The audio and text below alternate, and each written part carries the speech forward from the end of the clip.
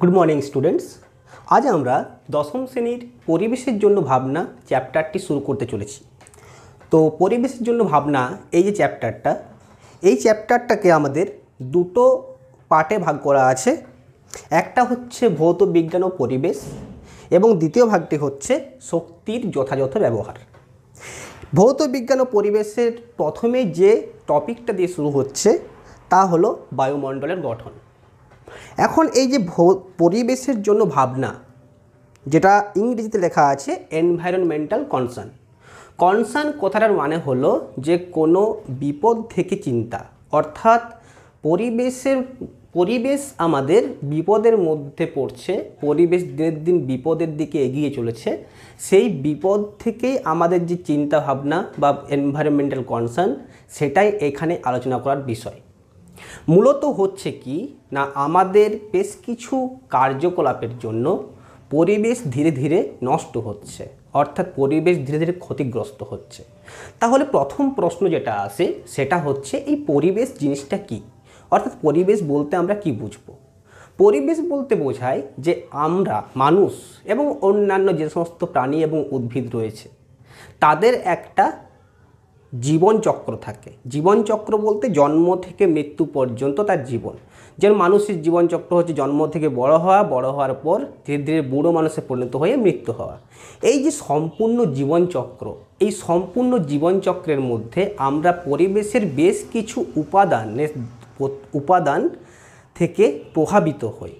যেমন মনে করো অক্সিজেন ছাড়া তো আমরা কেউ বাঁচতে পারি না, আমাদেরকে অনবরত শ্বাস নিতে হয়। তাহলে এই যে অক্সিজেন রয়েছে বায়ুমণ্ডলের মধ্যে, এই অক্সিজেন হচ্ছে পরিবেশের একটি উপাদান, যেটা ছাড়া আমরা বাঁচতে পারবো না। আবার দেখো, অক্সিজেন যারা দিচ্ছে গাছপালা, এগুলোও কিন্তু পরিবেশের উপাদান, কারণ এই গাছপালা না থাকলে আমরা অক্সিজেন কোত্থেকে পাবো। এছাড়া বিভিন্ন প্রাণী যেগুলো রয়েছে, যেমন মৌমাছি কী করে না ফুলে ফুলে ঘুরে বেড়ায় এবং ফুলের মধ্যে পরাগ সংযোগ ঘটায়, তার ফলেই কিন্তু ফুল থেকে ফল তৈরি হয়। আর আমরা যে সমস্ত খাবার খাই বেশিরভাগ খাবারই উদ্ভিদ থেকে আসে, তাই ফুল থেকে ফল হওয়ার পিছনে মৌমাছির এই যে গুরুত্ব, এটা কিন্তু একটা মৌমাছিকে পরিবেশের উপাদানে পরিণত করেছে। এবার দেখো, এবার এই পরিবেশ আমাদের ক্ষতিগ্রস্ত হচ্ছে কিভাবে না, এই পরিবেশের যে সমস্ত উপাদানগুলি রয়েছে, এই উপাদানগুলি যখন কোনোভাবে ভারসাম্য হারিয়ে ফেলে, অর্থাৎ প্রত্যেকটা উপাদানের নিজস্ব অবস্থান রয়েছে এবং নিজস্ব একটা ভারসাম্য রয়েছে, একটা সংখ্যা রয়েছে। এই সংখ্যাটা বা পরিমাণটা যখন কম বা বেশি হয়ে পড়ে, তখনই আমাদের পরিবেশ ক্ষতিগ্রস্ত হয়। যেমন বাতাসে অক্সিজেনের পরিমাণ কি হচ্ছে, ধীরে ধীরে কমে যাচ্ছে এবং কার্বন ডাই অক্সাইডের পরিমাণ ধীরে ধীরে বেড়ে যাচ্ছে। তাই যে গাছ কেটে দেওয়ার ফলে, গাছের সংখ্যা কমে যাওয়ার ফলে বাতাসে অক্সিজেনের পরিমাণ ধীরে ধীরে কমে যাওয়া এবং তার সাথে সাথে কার্বন ডাই অক্সাইডের পরিমাণ বেড়ে যাওয়া, এর ফলে কি হচ্ছে, আমাদের পরিবেশ ক্ষতিগ্রস্ত হচ্ছে। অক্সিজেন কমে গেলে আমাদের শ্বাসের প্রবলেম হচ্ছে, তার ফলে বিভিন্ন রকম রোগ, ফুসফুসের রোগ, হাঁপানি, এই সমস্ত রোগের প্রাদুর্ভাব ঘটছে পরিবেশ দূষণের ফলে। এছাড়াও বায়ুমণ্ডলে ধূলিকণার একটা নির্দিষ্ট পরিমাণ আছে, কিন্তু ধূলিকণার পরিমাণ যদি বাড়তে থাকে, সেখান থেকেও কিন্তু পরিবেশ আমাদের ক্ষতিগ্রস্ত হচ্ছে। এই চ্যাপ্টারটা থেকে আমরা যেটা পড়ব সেটা হচ্ছে যে আমাদের বায়ুমণ্ডলের কি কি স্তর রয়েছে এবং বায়ুমণ্ডলের বিভিন্ন স্তরগুলো আমাদের জীবজগৎকে কীভাবে রক্ষা করে চলেছে, বা এই বিভিন্ন স্তরগুলোর আমাদের জীবনে কী ভূমিকা, সেই সমস্ত বিষয়গুলো এই অধ্যায়ে আমরা আলোচনা করব। তাই প্রথম যে বিষয়টা আলোচনা করতে হবে সেটা হচ্ছে বায়ুমণ্ডলের গঠন। তাহলে প্রথমেই বায়ুমণ্ডলের গঠনে আমাদেরকে যেটা জানতে হবে সেটা হচ্ছে যে বায়ুমণ্ডল বলতে আমরা কি বুঝি। বায়ুমণ্ডল মানে হচ্ছে যে এই যে আমাদের পৃথিবী, এই হচ্ছে আমাদের পৃথিবী, এবং এই পৃথিবীর ওপর যদি আমরা দেখি যে এই পৃথিবীর ওপর আমাদের একটা অদৃশ্য আস্তরণ রয়েছে, যেটা ভূপৃষ্ঠ থেকে প্রায় 1600 কিলোমিটার পর্যন্ত বিস্তৃত। অর্থাৎ ভূপৃষ্ঠ থেকে প্রায় 1600 কিলোমিটার পর্যন্ত বিস্তৃত যে অদৃশ্য একটি আবরণ রয়েছে, সেই অদৃশ্য আবরণটাকে আমরা বলছি বায়ুমণ্ডল। এখানে বিভিন্ন রকম গ্যাস রয়েছে, যেমন nitrogen, oxygen, carbon dioxide, nitrogen dioxide, ধূলিকণা, জলীয় বাষ্প, এই সমস্ত উপাদান। তাই যে সমস্ত উপাদানগুলি বায়ুমণ্ডলে আমরা দেখতে পাই এই বায়ুমণ্ডলের মধ্যে, সেটা হচ্ছে nitrogen gas, oxygen gas, carbon dioxide gas, এছাড়া রয়েছে কি ধূলিকণা,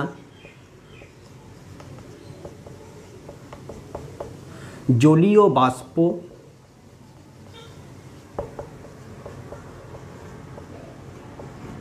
প্রভৃতি উপাদান। এই সমস্ত উপাদানগুলি আমাদের বায়ুমণ্ডলে রয়েছে।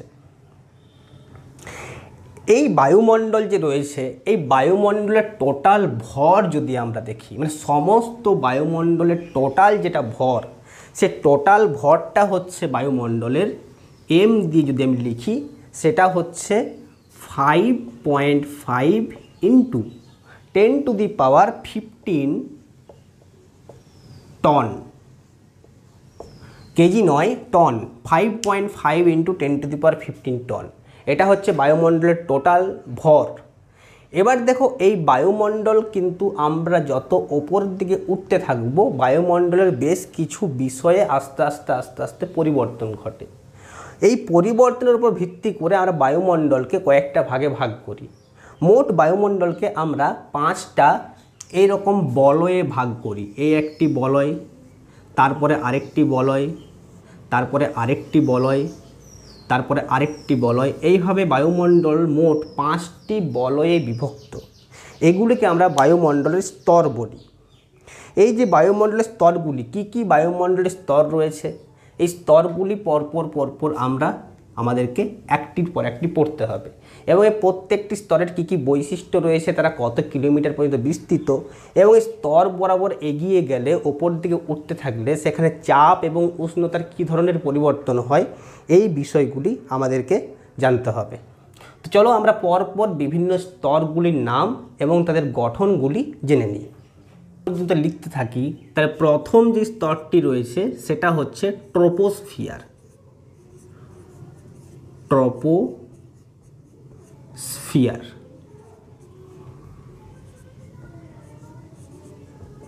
বা একে বলা হয় ক্ষুব্ধমণ্ডল।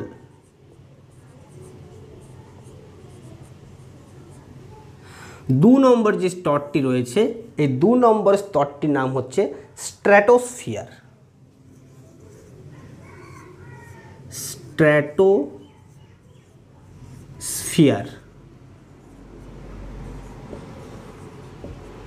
একে বাংলায় বলা হয় শান্তমণ্ডল।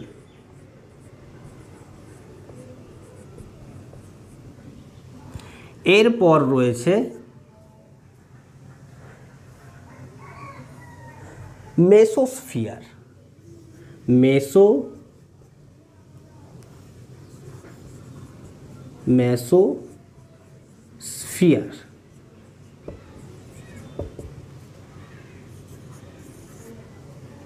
মেসোস্ফিয়ারের পর রয়েছে থার্মোস্ফিয়ার।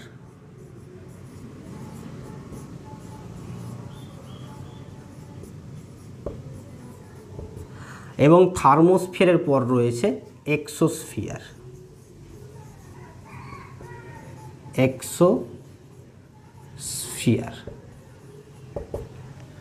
এই হচ্ছে বায়ুমণ্ডলের বিভিন্ন স্তর। এই স্তরগুলির যে ট্রপোস্ফিয়ার দেখতে পাচ্ছি, এই ট্রপোস্ফিয়ারটা হচ্ছে আমরা যে অঞ্চলে বসবাস করি, অর্থাৎ আর্থ সারফেসের একদম ওপরে, পৃথিবীর যে পৃথিবীর একদম ওপরেই শুরু হচ্ছে সেটা হচ্ছে ট্রপোস্ফিয়ার। এই ট্রপোস্ফিয়ারটা ভূপৃষ্ঠ থেকে মোটামুটি 10 থেকে 12 কিলোমিটার উচ্চতা পর্যন্ত বিস্তৃত। অর্থাৎ ট্রপোস্ফিয়ার রয়েছে আমাদের, ট্রপোস্ফিয়ার বা ক্ষুব্ধমণ্ডল, এটা হচ্ছে ভূপৃষ্ঠ থেকে 10 থেকে 12 কিলোমিটার। এই ট্রপোস্ফিয়ার এর বৈশিষ্ট্য হচ্ছে যে এই ট্রপোস্ফিয়ার, আমি যে বললাম একটু আগে যে বায়ুমণ্ডলের টোটাল ভর যেটা ভর বলেছি, m = 5.5 ইন্টু 10⁻15 টন। এই 5.5 ইন্টু 10⁻15 টনের মোটামুটি 75% মানে হচ্ছে, এটাকে যদি 4 দিয়ে ভাগ করে দিই, সেই 4 ভাগের মধ্যে 3 ভাগ ভর রয়েছে আমাদের ট্রপোস্ফিয়ার বা ক্ষুব্ধমণ্ডলে, মানে বায়ুমণ্ডলের বেশিরভাগ যে ভরটা সেটাই হচ্ছে ট্রপোস্ফিয়ার বা ক্ষুব্ধমণ্ডলের। তাই এই ট্রপোস্ফিয়ার বা ক্ষুব্ধমণ্ডলের ঘনত্ব হচ্ছে সব থেকে বেশি, এর ঘনত্ব হচ্ছে আমাদের সব থেকে বেশি ঘনত্ব ট্রপোস্ফিয়ার বা ক্ষুব্ধমণ্ডলের। এবার ট্রপোস্ফিয়ার বা ক্ষুব্ধমণ্ডলের আরও কিছু বৈশিষ্ট্য আমরা আলোচনা করে নিই। তো যে সমস্ত বৈশিষ্ট্য আমরা পাচ্ছি সেটা হচ্ছে প্রথম যে বৈশিষ্ট্যটা পেলাম সেটা হচ্ছে যে ট্রপোস্ফিয়ারের ভর হচ্ছে টোটাল বায়ুমণ্ডলের যে ভর, সমগ্র বায়ুমণ্ডলের ভরের 75% হচ্ছে ট্রপোস্ফিয়ারের ভর বা ক্ষুব্ধমণ্ডলের ভর। আচ্ছা, এবারে যদি দেখি আমরা তাহলে হচ্ছে যে এই অঞ্চলের যে বায়ু ট্রপোস্ফিয়ার বা ক্ষুব্ধমণ্ডল, এই অঞ্চলের বায়ু সবসময় গতিশীল। এই জন্য আমাদের এখানে বায়ু প্রবাহ হয়, ঝড় বৃষ্টি, মানে এখানের বায়ু সবসময় গতিশীল। এখানকার বায়ুতে প্রচুর ধূলিকণা রয়েছে, এখানকার বায়ুর ভর সব থেকে বেশি, ঘনত্ব সব থেকে বেশি। এই অঞ্চলে ঝড় বৃষ্টি বজ্রপাত এই সমস্ত ঘটনাগুলো সব ট্রপোস্ফিয়ার বা ক্ষুব্ধমণ্ডলে হয়। এমনকি যে মেঘ তৈরি হয় সেটা হচ্ছে আমাদের ট্রপোস্ফিয়ার বা ক্ষুব্ধমণ্ডলে। না, আমরা যে আকাশে মেঘ দেখতে পাই সেই মেঘ কিন্তু এই ট্রপোস্ফিয়ারেই তৈরি হয়। ঝড় বৃষ্টি ঝঞ্ঝা প্রভৃতি ঘটনা এতটাই ঘটতে থাকে যার জন্যই এই অঞ্চলটাকে ক্ষুব্ধমণ্ডল বলা হয়। ক্ষুব্ধ মানে রেগে আছে, প্রচণ্ড রেগে আছে, ক্ষুব্ধ অঞ্চল। সবসময় ঝড় বৃষ্টি, প্রচণ্ড জোরে বয়ে যাওয়া সাইক্লোন, টর্নেডো, যা কিছু হয়, যত কিছু আমরা দেখতে পাই বায়ুমণ্ডলের ঘটনা সমস্ত কিন্তু ট্রপোস্ফিয়ার বা ক্ষুব্ধমণ্ডলের। তাই ক্ষুব্ধমণ্ডল বা ট্রপোস্ফিয়ার এর সাথে কিন্তু আমরা সবাই বেশ পরিচিত, কারণ এই অঞ্চলে বাস করি আমরা, আর এখানে বাস করি বলে এই অঞ্চলটা আমরা খুব ভালো পরিচিত। ঝড় বৃষ্টি যা কিছু হয় সব এই অংশেই হয়। এখানে যে সমস্ত উপাদানগুলো রয়েছে, ট্রপোস্ফিয়ারের উপাদানগুলো কি কি? এখানে নাইট্রোজেন, অক্সিজেন, কার্বন ডাইঅক্সাইড, জলীয় বাষ্প, ধূলিকণা প্রভৃতি হচ্ছে ট্রপোস্ফিয়ারের উপাদান। ঠিক আছে, ট্রপোস্ফিয়ার বায়ুমণ্ডলের উষ্ণতা যেটা, অর্থাৎ আমরা যে উষ্ণতাটা অনুভব করি বায়ুমণ্ডলের, গ্রীষ্মকালে মোটামুটি 35 থেকে 40 ডিগ্রি, শীতকালে 10 থেকে 15 ডিগ্রি, বিভিন্ন সময়ে বিভিন্ন উষ্ণতা লক্ষ্য করি আমরা। এই উষ্ণতাটা কিন্তু এই ট্রপোস্ফিয়ার বা ক্ষুব্ধমণ্ডলের যে বায়ু তারা নিয়ন্ত্রণ করে। এমনকি আমাদের যে জল চক্র, অর্থাৎ গ্রীষ্মকালে বায়ুমণ্ডলে মেঘ তৈরি হয়, বর্ষাকালে বৃষ্টি ঝরে পড়ে, শীতকালে বৃষ্টি হয় না। এই যে জলচক্র, মানে জল আমাদের সমুদ্র থেকে ওঠে এই ট্রপোস্ফিয়ারে মেঘ তৈরি করে, আবার সেই মেঘ থেকে বৃষ্টি আবার ভূপৃষ্ঠে ঝরে পড়ে। এই পুরো জলচক্রটাকে নিয়ন্ত্রণ করে এই ট্রপোস্ফিয়ার বা ক্ষুব্ধমণ্ডল।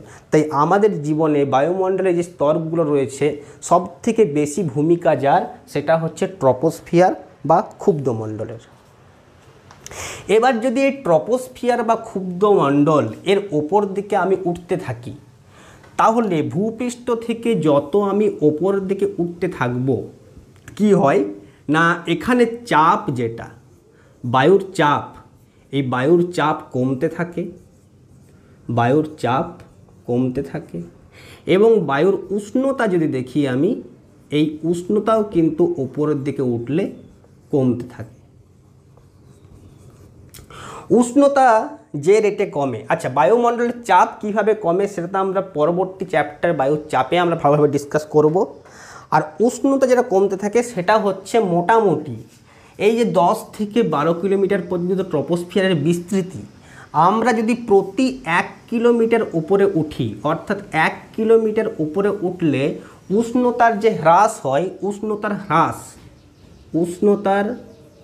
হ্রাস যেটা হয় সেটা হচ্ছে মোটামুটি 6.5 ডিগ্রি সেলসিয়াস। অর্থাৎ প্রতি 1 কিলোমিটার উপরে উঠলে উষ্ণতার হ্রাস যেটা হচ্ছে সেটা 6.5 ডিগ্রি সেলসিয়াস। অর্থাৎ যদি আমরা সম্পূর্ণ ট্রপোস্ফিয়ারের ওপরের প্রান্ত, অর্থাৎ যেখানে 10 কিলোমিটার উচ্চতা, এই 10 কিলোমিটার উচ্চতা যদি উঠে যায়, তাহলে আমাদের বায়ুমণ্ডলে যেখানে আমরা বসবাস করছি সেই অঞ্চলের যে তাপমাত্রা, এখানকার তাপমাত্রা 6.5 ডিগ্রি সেলসিয়াস গণিত 10 অর্থাৎ 65 ডিগ্রি সেলসিয়াস তাপমাত্রা এখানে হ্রাস পায়। ঠিক আছে, 65 ডিগ্রি সেলসিয়াস তাপমাত্রা হ্রাস পেয়ে যায়। অর্থাৎ বায়ুমণ্ডলের তাপমাত্রা যদি আমরা দেখি নর্মাল তাপমাত্রা, তাহলে দেখব যে একেবারে আমরা যদি ট্রপোস্ফিয়ারের ওপরের অংশে চলে যাই, সেখানকার তাপমাত্রা মোটামুটি -56 ডিগ্রি সেলসিয়াস হয়। বায়ুমণ্ডল থেকে ওপরের দিকে উঠে গেলে যেটা 65 ডিগ্রি কমে যাচ্ছে, কমতে কমতে এখানে যা টেম্পারেচার, ওখানে উঠে দেখি আমরা মোটামুটি টেম্পারেচার 56 ডিগ্রি সেলসিয়াসে গিয়ে দাঁড়ায়। অর্থাৎ যদি প্রশ্ন জিজ্ঞেস করা হয় যে ট্রপোস্ফিয়ারের একেবারে ওপরের অঞ্চল যেটা, সেই অঞ্চলে তাপমাত্রা কত, তা সেই অঞ্চলের তাপমাত্রা আমরা বলবো যে -56 ডিগ্রি সেলসিয়াস। এটা হচ্ছে ট্রপোস্ফিয়ারের একেবারে ওপরের প্রান্তর তাপমাত্রা। এবারে দেখো ট্রপোস্ফিয়ার এটা হচ্ছে মোটামুটি 10 থেকে 12 কিলোমিটার, 10 to 12 কিলোমিটার। এখানে রয়েছে আমাদের সমুদ্রপৃষ্ঠ বা ভূপৃষ্ঠ, কোথাও পর্বত থাকে, কোথাও আবার সমুদ্র থাকে। আমরা উচ্চতা যেটা মাপছি সেটা কিন্তু একেবারে সমুদ্র স্তর থেকে, অর্থাৎ সমুদ্রের জলস্তরকে আমরা ভূপৃষ্ঠের স্তর বলি। তাহলে সমুদ্রের জলস্তর যে উচ্চতায় আছে, সেই উচ্চতার ওপরে 10 থেকে 12 কিলোমিটার পর্যন্ত হচ্ছে ট্রপোস্ফিয়ার। এই ট্রপোস্ফিয়ার থেকে যখন আমরা লাস্ট প্রান্তে গিয়ে পৌঁছাচ্ছি, ট্রপোস্ফিয়ারের একদম উপরের অংশ, সেই উপরের অংশের তাপমাত্রা কত বললাম, সেটা হচ্ছে -56 ডিগ্রি সেলসিয়াস। একেবারে এটা হচ্ছে ট্রপোস্ফিয়ারের উপরের প্রান্তের তাপমাত্রা। এরপর যদি আমরা দেখি যে ট্রপোস্ফিয়ার যেখানে শেষ হয়েছে এবং যেখান থেকে স্ট্র্যাটোস্ফিয়ার শুরু হচ্ছে, এর মাঝে একটা অংশ রয়েছে। এই অংশটা কি হয়, এখানে তাপমাত্রা স্থির, এখানে তাপমাত্রা বা উষ্ণতা সেটা হচ্ছে স্থির, এখানে উষ্ণতার কোনো পরিবর্তন ঘটে না। এই অংশটার নাম হচ্ছে ট্রপোপোজ। এই অংশের নাম হচ্ছে ট্রপোপোজ। ট্রপোপোজ অংশটা হচ্ছে এমন একটা অংশ, এটা ট্রপোপোজ।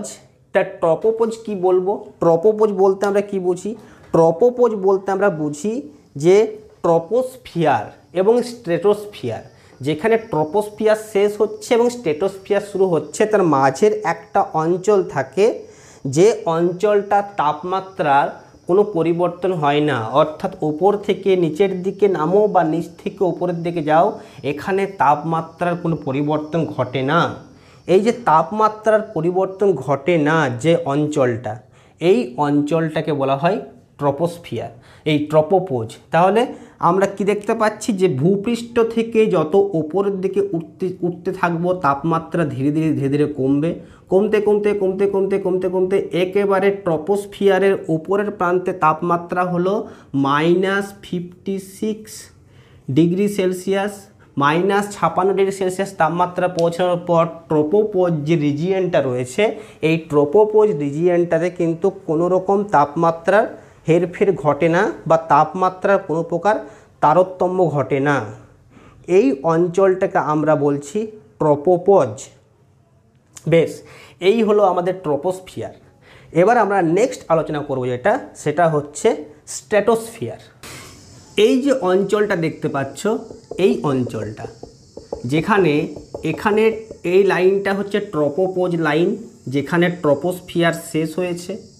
ট্রপোস্ফিয়ার যেখানে শেষ হয়েছে অর্থাৎ 10 থেকে 12 কিলোমিটার, তার ওপর আরও মোটামুটি 35 কিলোমিটার পর্যন্ত, মানে টোটাল 45 কিলোমিটার ভূপৃষ্ঠ। এটা যদি আমাদের ভূপৃষ্ঠ হয়, তাহলে ভূপৃষ্ঠ থেকে মোটামুটি 10 কিলোমিটার পর্যন্ত ট্রপোস্ফিয়ার, আর ভূপৃষ্ঠ থেকে 45 কিলোমিটার উচ্চতা পর্যন্ত এটা হচ্ছে আমাদের স্ট্র্যাটোস্ফিয়ার। এখানকার বায়ুমণ্ডল ঘনত্ব কিন্তু ট্রপোস্ফিয়ারের থেকে কম, অর্থাৎ এখানে বায়ুমণ্ডলের যে কণাগুলি তারা দূরে দূরে অবস্থান করে, ফলে এখানে বায়ুমণ্ডলের দূরত্ব অনেকটাই কম। আচ্ছা, এখানে বায়ুর পরিমাণ খুব কম এবং ধূলিকণা বা জলকণা একদম না থাকলে নেই বললেই চলে, অর্থাৎ এখানে কোনো প্রকার জলীয় বাষ্প নেই, কোনো ধূলিকণা নেই, শুধুমাত্র বাতাস রয়েছে। এবং সেই বাতাসের ঘনত্ব যেটা, এই বাতাসের ঘনত্ব কিন্তু খুবই কম। এই বাতাসের ঘনত্ব এখানে খুব হওয়ার জন্য এখানে কিন্তু মেঘ, বৃষ্টি, বজ্রপাত এই সকল কোনো ঘটনাই ঘটে না। মানে এই অঞ্চলটা একদম শান্ত, কোনো প্রকার বায়ু চলাচল নেই, কিচ্ছু নেই, সব চুপচাপ, একদম নিরিবিলি। এই মণ্ডলটাকে এই জন্য আমরা শান্ত মণ্ডল বলি। এই হচ্ছে এমন শান্ত ভালো ছেলের মতো, এটা হচ্ছে শান্ত মণ্ডল। কিন্তু এখানে গিয়ে কিন্তু শান্তিতে একদমই থাকা যাবে না। তার কারণ হচ্ছে এখানে বায়ুমণ্ডলের ঘনত্ব এতটাই কম এবং এখানে বাতাসে অক্সিজেনের পরিমাণও কম হবে, যেহেতু ঘনত্ব কম এখানে আমরা শ্বাস নিতেই পারবো না। তাই এখানে যদি যেতে হয় আমাদেরকে, তাহলে আমাকে অক্সিজেন সিলিন্ডার নিয়েই কিন্তু যেতে হবে। এখানে শান্তমণ্ডল হলে আমরা শান্তিতে থাকতে পারবো না। এই অঞ্চলে যে সমস্ত যদি আমরা দেখি যে জেট বিমান, যেগুলো জেট বিমান কিন্তু চলাচল করে এই শান্তমণ্ডলের উপর দিয়ে, মানে ট্রপোস্ফিয়ার পেরিয়ে এবং স্ট্র্যাটোস্ফিয়ারের উপর দিয়ে জেট প্লেন চলাচল করে। তাই জেট প্লেনকেও কিন্তু কোনো ঝড় বৃষ্টি এইসব মুখোমুখি হতে হয় না। এখানে যদি দেখি উষ্ণতা, মানে এখানে উচ্চতা বৃদ্ধিতে উষ্ণতা এবং চাপের কি হয়, তো চাপের ক্ষেত্রে মনে রাখবে চাপ কখনোই ওপর দিকে গেলে চাপ কোনো জায়গাতেই বাড়ে না। অর্থাৎ একদম ভূপৃষ্ঠ থেকে যত ওপরের দিকে উঠবে চাপ কমতেই থাকবে। তাই চাপের কথা যদি কোশ্চেনে জিজ্ঞেস করা হয় যে ওপরের দিকে উঠলে, ট্রপোস্ফিয়ারের উপর দিকে উঠলে চাপের কি পরিবর্তন হয়, স্ট্র্যাটোস্ফিয়ারের উপর দিকে উঠলে চাপের কি পরিবর্তন হয়, মেসোস্ফিয়ারের উপর দিকে উঠলে চাপের কি পরিবর্তন হয়, থার্মোস্ফিয়ার বা এক্সোস্ফিয়ার, যে কোনো স্ফিয়ারে ওপরের দিকে উঠলে চাপের পরিমাণ সর্বদা কমতে থাকে, চাপের পরিমাণ কখনোই বাড়তে থাকে না। উষ্ণতার ক্ষেত্রে পরিবর্তনটা ঘটে। কি হয়, প্রথমে পড়লাম ট্রপোস্ফিয়ারে যত উপরের দিকে যায় উষ্ণতা কমতে থাকে। তারপর একটা অঞ্চল আসে যার নাম হচ্ছে ট্রপোপোজ। এই ট্রপোপোজে উষ্ণতা স্থির। এরপর আসছে স্ট্র্যাটোস্ফিয়ার। প্রথমে কমলো, এবার স্ট্র্যাটোস্ফিয়ারে যত উপরের দিকে উঠব এখানে কিন্তু উষ্ণতা যেটা, এই উষ্ণতা ক্রমশ বাড়তে থাকে। উষ্ণতা এখানে বাড়তে থাকে, অর্থাৎ এটার দিয়ে যত উপরে উঠবে উষ্ণতা বাড়বে বাড়বে বাড়বে, উষ্ণতা বাড়ছে। বাড়তে বাড়তে এখানেও একটা অঞ্চল রয়েছে যাকে স্ট্র্যাটোপোজ বলা হয়।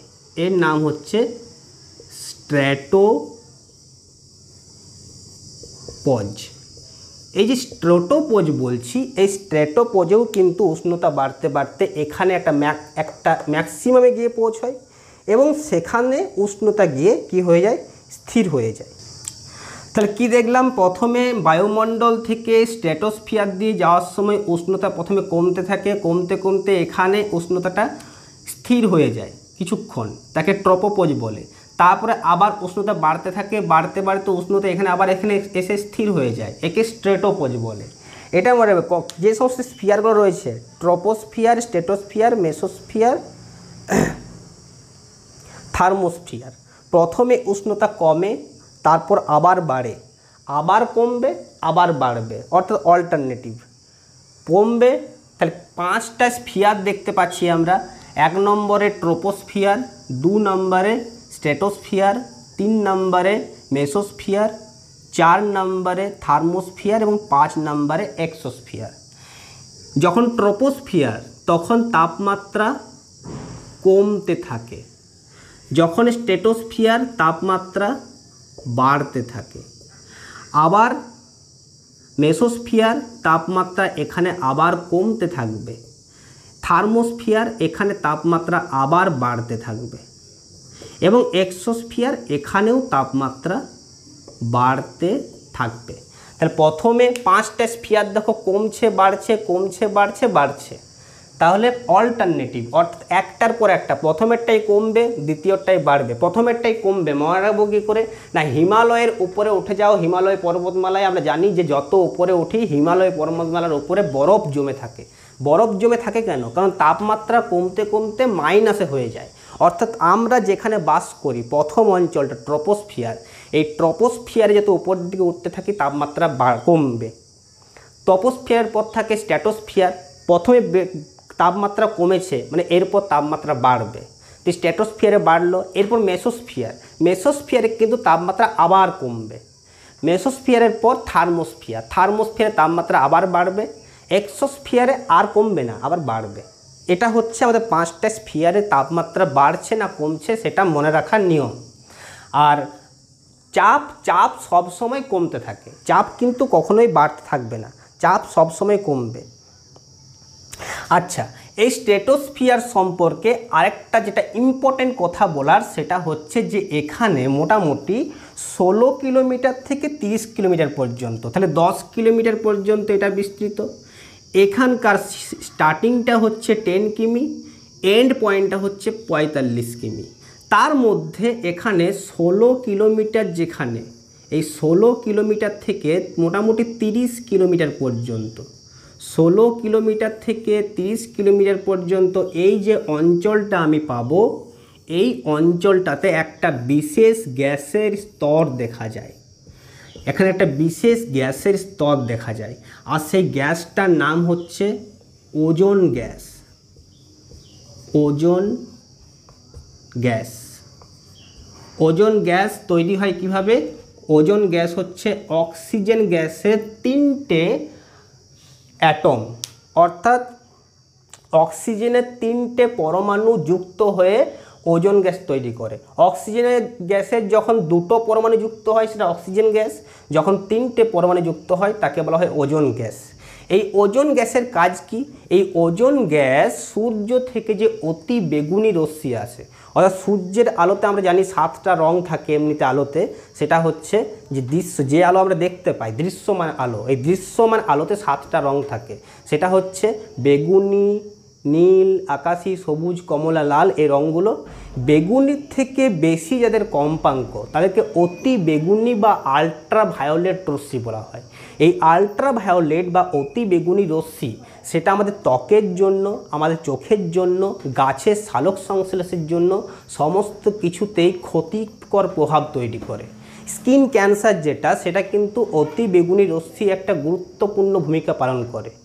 এই যে অতি বেগুনি রশ্মি, এই অতি বেগুনি রশ্মির হাত থেকে আমাদেরকে কে রক্ষা করে? এই ওজোন মণ্ডল।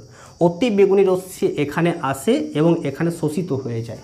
এই অতি বেগুনি রশ্মি শোষণ করা হচ্ছে এই ওজোন মণ্ডলের কাজ।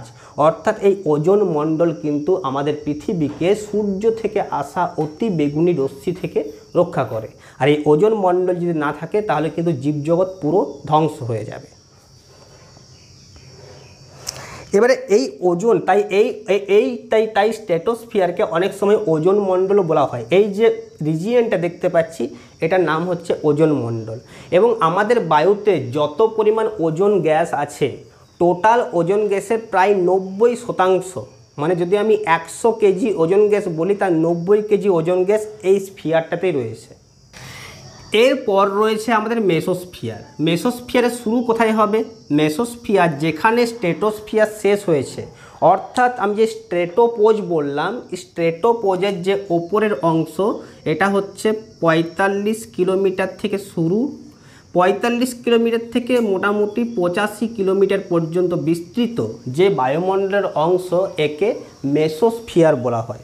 এই মেসোস্ফিয়ারের উপাদানগুলি কি কি? এই মেসোস্ফিয়ারের উপাদান হচ্ছে নাইট্রোজেন, অক্সিজেন, অক্সিজেনের আয়ন, নাইট্রোজেন অক্সাইডের আয়ন, এই সমস্তগুলি হচ্ছে এর উপাদান। তাহলে নাইট্রোজেন গ্যাস থাকে, অক্সিজেন গ্যাস থাকে, অক্সিজেনের আয়ন থাকে, নাইট্রোজেন অক্সাইডের আয়ন থাকে, এই সমস্ত আয়নগুলি এখানে থাকে। এটি কিন্তু হচ্ছে বায়ুমণ্ডলের শীতলতম অঞ্চল, অর্থাৎ সমস্ত বায়ুমণ্ডলের এখানকার তাপমাত্রা সব থেকে কম। তাহলে যদি প্রশ্ন জিজ্ঞেস করা হয় যে বায়ুমণ্ডলের শীতলতম অংশ সেটি হচ্ছে কোন স্ফিয়ারটি, সেটা হচ্ছে মেসোস্ফিয়ার। মেসোস্ফিয়ারের তাপমাত্রা সব থেকে কম। এবং এই মেসোস্ফিয়ারের একেবারে যদি ওপরের অংশ চলে যাও, এখানে আমি একটা অঞ্চল দেখতে পাবো। এই অঞ্চলের নাম হচ্ছে ট্রপোস্ফিয়ারে ট্রপোপদ ছিল, স্ট্র্যাটোস্ফিয়ারে স্ট্র্যাটোপদ ছিল। তো মেসোস্ফিয়ারে তার নাম হবে মেসোপজ। এই যে মেসোপজ অঞ্চলটি, এই অঞ্চলের তাপমাত্রা হচ্ছে -92°C এবং এটি হচ্ছে বায়ুমণ্ডলের সর্বনিম্ন তাপমাত্রা। তাহলে যদি জিজ্ঞাসা করা হয় বায়ুমণ্ডলের সর্বনিম্ন তাপমাত্রা কত, বায়ুমণ্ডলের সর্বনিম্ন তাপমাত্রা হচ্ছে -92°C। এরপর রয়েছে থার্মোস্ফিয়ার। এই থার্মোস্ফিয়ারের শুরু হবে কোত্থেকে? এই থার্মোস্ফিয়ার শুরু হচ্ছে 85 কিলোমিটার উচ্চতায় এবং এর শেষ যেটা হয়েছে সেটা হচ্ছে মোটামুটি 500 কিলোমিটার। অর্থাৎ যে সমস্ত স্ফিয়ারগুলো বললাম প্রথম দিকের স্ফিয়ারগুলি ছোট ছোট হলেও এই স্ফিয়ারটা কিন্তু যথেষ্ট বড়, 85 থেকে 500 কিলোমিটার। অর্থাৎ এর বিস্তৃতি যেটা সেটা হচ্ছে প্রায় 415 কিলোমিটার। শুরু হচ্ছে 85 কিলোমিটারে, শেষ হচ্ছে 500 কিলোমিটার। তাহলে বিস্তৃতি যেটা সেটা হচ্ছে এটা বিযুক্ত, এটা প্রায় 415 কিলোমিটার অঞ্চল জুড়ে এই অঞ্চলটি বিস্তৃত। কসমিক রশ্মি, যে কসমিক রে বলা হয়, অর্থাৎ ওপরের দিক থেকে সূর্য থেকে বা আমাদের অ্যাটমসফিয়ার থেকে যে সমস্ত রশ্মিগুলো আসে, যে রশ্মিগুলোকে ওজোন মণ্ডল আটকে দেয়, কসমিক রে, কসমিক রশ্মি। এই কসমিক রশ্মির প্রভাবে এই অঞ্চলের তাপমাত্রা প্রায় 1200°C। 1200°C হচ্ছে এর তাপমাত্রা। এই থার্মোস্ফিয়ারের তাপমাত্রা 1200°C পর্যন্ত পৌঁছে যায়। এখানে বাতাস একেবারে নেই বললেই চলে। বাতাসের পরিমাণ এতটাই কম যে আমরা বলতে পারি এখানে বাতাস নেই।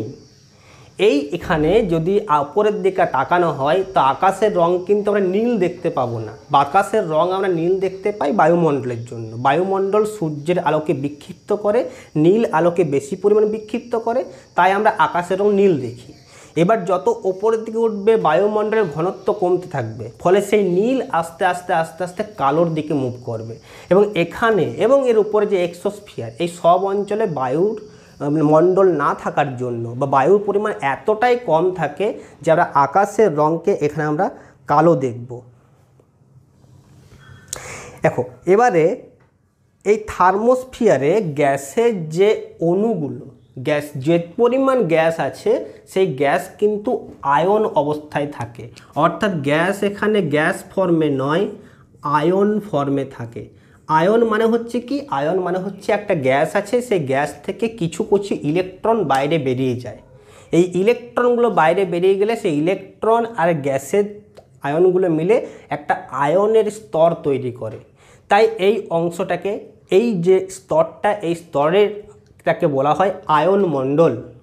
আয়ন মণ্ডল, এই আয়ন মণ্ডলের কিন্তু একটা খুব ভালো কাজ করে, সেটা হচ্ছে আমাদের পৃথিবী থেকে কিছু কিছু তরঙ্গকে ও কী করতে পারে? প্রতিফলন করতে পারে। অর্থাৎ টিভি সিগন্যাল বা রেডিও সিগন্যাল, টিভি থেকে একটা তরঙ্গ এখানে গেল, আয়ন মণ্ডল থেকে এটি রিফ্লেক্ট হয়ে বা প্রতিফলিত হয়ে অন্য জায়গায় পৌঁছাবে। তাহলে এখান থেকে কেউ টিভি সিগন্যাল ছাড়লো, সেই টিভি সিগন্যাল আয়ন মণ্ডল যাবে, আয়ন মণ্ডল থেকে এটা প্রতিফলিত হয়ে কি হয়? আমাদের ঘরের টিভিতে এসে পৌঁছবে, যার ফলে আমরা টিভি, রেডিও এই সমস্ত কিছু শুনতে পাই।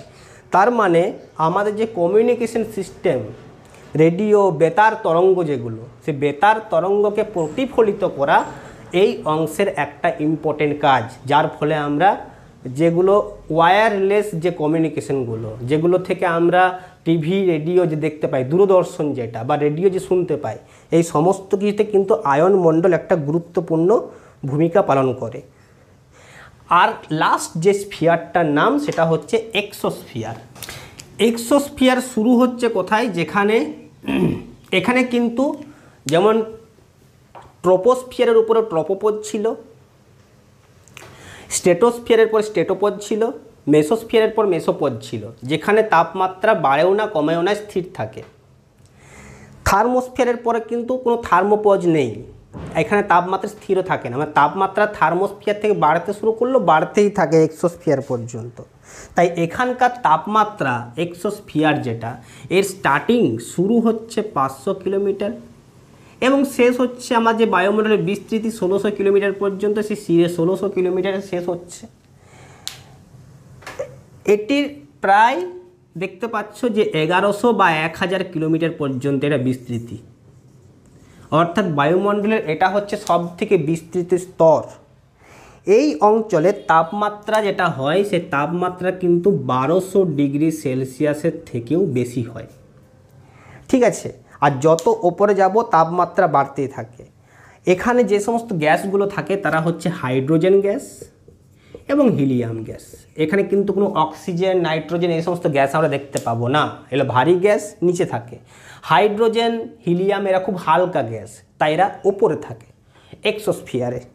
আর আমাদের যে কৃত্রিম উপগ্রহ এবং যে মহাকাশ স্টেশন, যেগুলো স্পেস স্টেশন বলা হয়, সেই কৃত্রিম উপগ্রহ, স্পেস স্টেশন, এই সমস্ত কিছু এই অঞ্চলে থাকে।